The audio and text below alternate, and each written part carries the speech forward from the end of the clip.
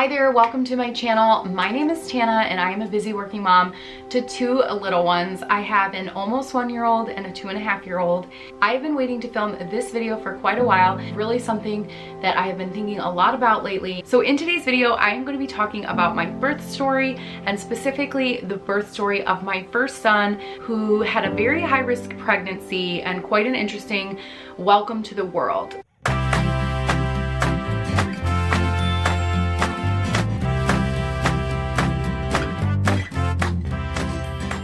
Where the story starts is where I got pregnant with him. I basically was not trying to get pregnant. My husband and I had been married for a couple of years.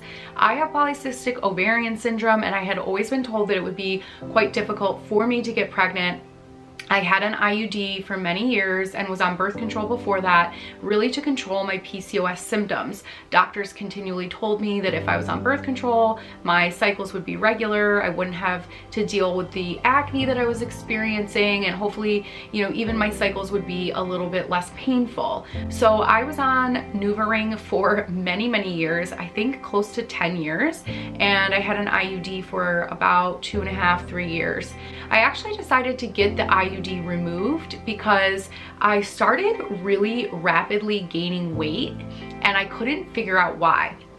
And when I say rapidly gaining weight, I'm talking like 13 pounds in a matter of 2.5 weeks, mostly eating a lot of like salads and greens. So it was really confusing to me why I was gaining so much weight so quickly. I decided to go see my primary care doctor and I had a bunch of blood work done.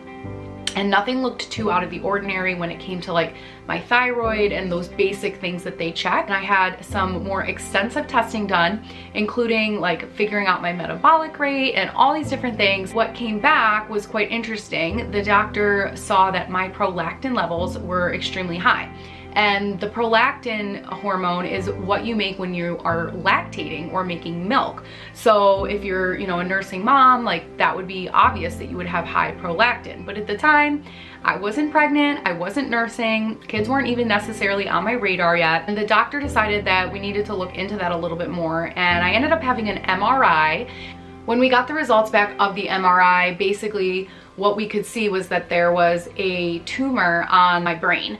The tumor that I have, I've never had it biopsied, but they tell me that it's benign. It's apparently not that rare for you to have this particular type of pituitary adenoma, which is what I have. That was kind of freaking me out a little bit, to be honest with you. I had to go see like a neurologist, but along the way, I decided to do some research of my own, and I don't know, between all the stuff I read and just feeling really unhealthy, I made the decision to reset my body completely. I decided that I was going to only eat vegan for a couple of months. I was going to eliminate all sugar from my diet. I also had found out that I had a candida infection in my gut, which this is like a normal type of bacteria, but mine was overgrowing. More than likely, like when I was eating, I wasn't necessarily getting the nutrients that I was supposed to be getting from the food. And it was making me hungry and crave bread and sugar and all these things. So I decided to cut sugar completely out of my life and eat vegan for 2 months to see if I could rid myself of this particular issue that I was having. I also started acupuncture around the same time, and I was just getting really into like holistic medicine.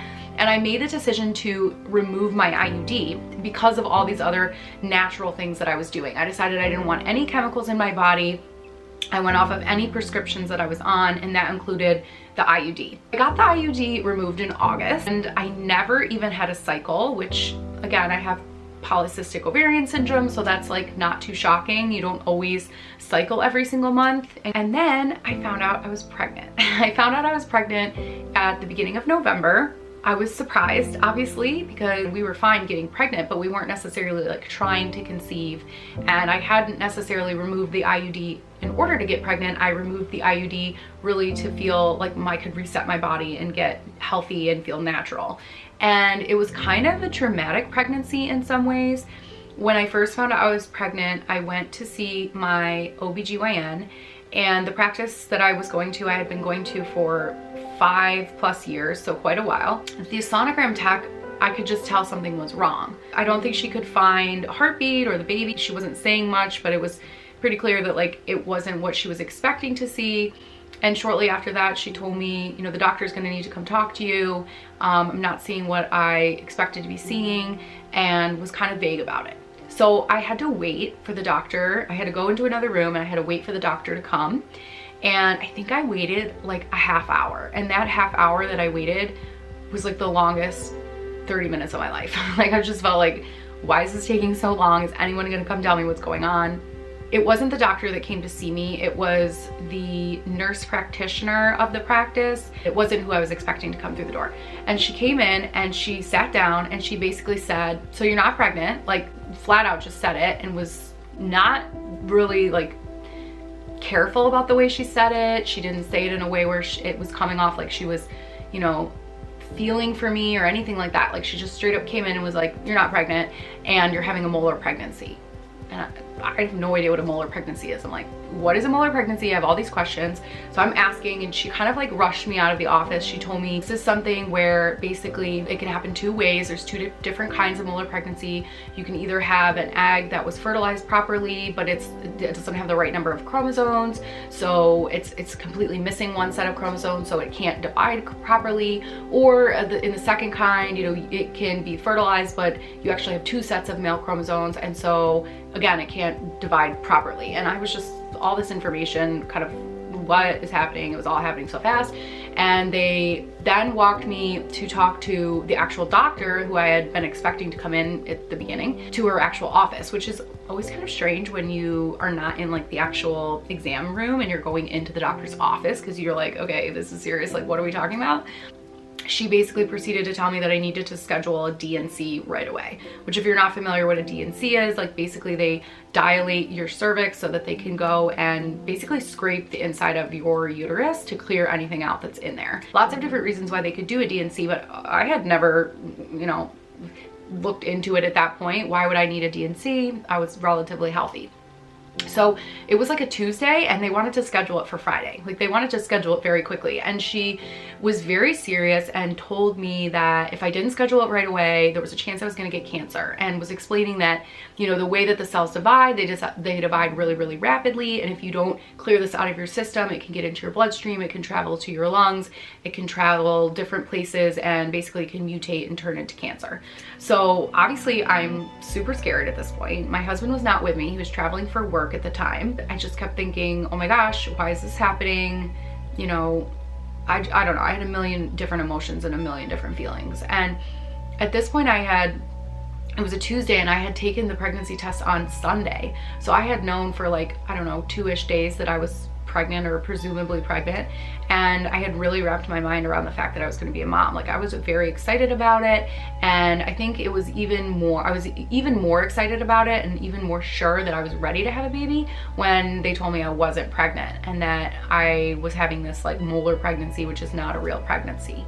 And I just felt so sad. Like I remember crying so much and just feeling totally overwhelmed and not able to really understand why this was happening or what my options were.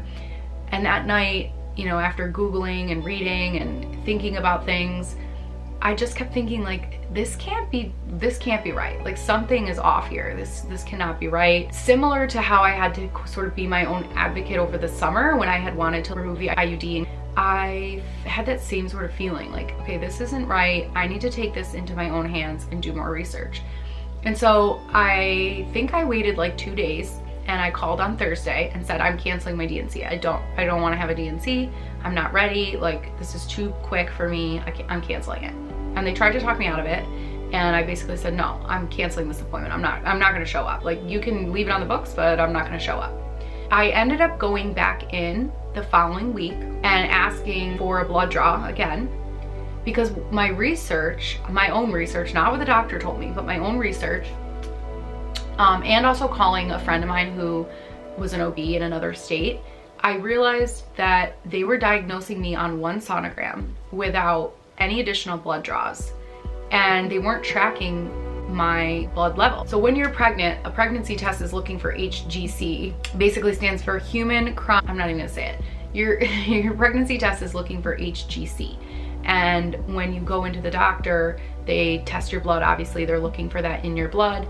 And one of the ways that they can kind of tell like how far along you are in pregnancy or that the pregnancy is progressing properly is if that level is doubling about every 2 days. I asked for another blood draw and they took a blood draw When you have a molar pregnancy, generally your level is super high, like over 100,000. Like it almost looks like you're having twins because the level is so high, and it's escalating every single day, like getting higher and higher and higher because those cells are multiplying. Well, that wasn't happening to me. My levels looked totally normal. They didn't look like I was having a molar pregnancy. I think I went back 2 or 3 more times for blood draws, and things continued to look the way they were supposed to look from a blood perspective. I had another sonogram, and they saw a heartbeat. They told me that they still thought I was going to miscarry and gave me all the reasons why, and I think they were trying to mentally prepare me that it wasn't going to work out. I just felt so much negativity from the practice that I decided that this was not the right practice for me anymore. Like I needed to switch doctors. I needed to find someone who was going to think positive and support me and be on my side, basically. I went ahead and researched new doctors, ended up finding a great doctor, maybe 10 or 11 weeks of pregnancy. I had a sonogram. It was a totally positive experience, and I knew that like this was the way things were supposed to be going. So that is a crazy story of how I basically was told I had a molar pregnancy, and they were completely wrong. So if you're ever told that, if you're watching this video because you just got back from the doctor and they're telling you that they think you have a molar pregnancy, like I would just say get a second opinion. And I would say that for almost anything medical related. Doctors are so smart and I'm so thankful for them, but they're not God. They're not perfectly, you know, right every single time. And so I definitely would say advocate for yourself, get a second opinion, and make the best decision that you can for you with all the facts. So don't just go off of what one person is saying to you.